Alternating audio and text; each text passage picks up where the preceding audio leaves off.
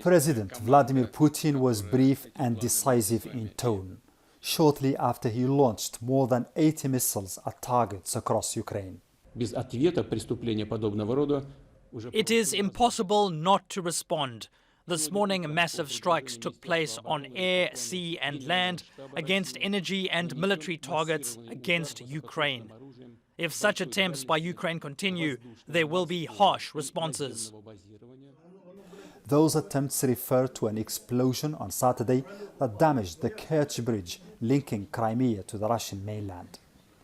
Putin's deputy chairman for the National Security Council, Dmitry Medvedev, said the blast was an act of terrorism that wouldn't pass unpunished, describing Russia's missile strikes on Monday as episode 1.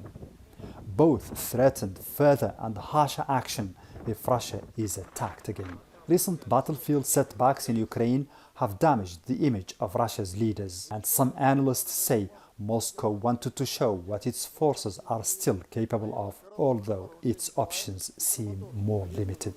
Of course, other attacks in the coming days, because they have been happening from time to time during the entire of this conflict. But I don't believe that Russia has the capacity to send as much missiles deep into Ukraine as it did today on a day-by-day basis. So I believe it's going to be a one-time kind of response, revenge attack. But Putin's ally in Belarus said his country was a target of what he called Ukraine terrorist plots and was ready to respond.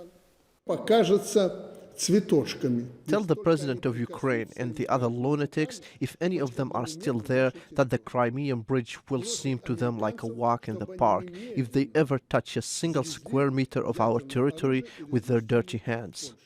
Lukashenko announced the creation of a joint force with Russia to defend his country's border with Ukraine. The European Union says it would respond. Developments that some fear could lead to a regional escalation in the conflict. Mohammed Vall, Al Jazeera, Moscow.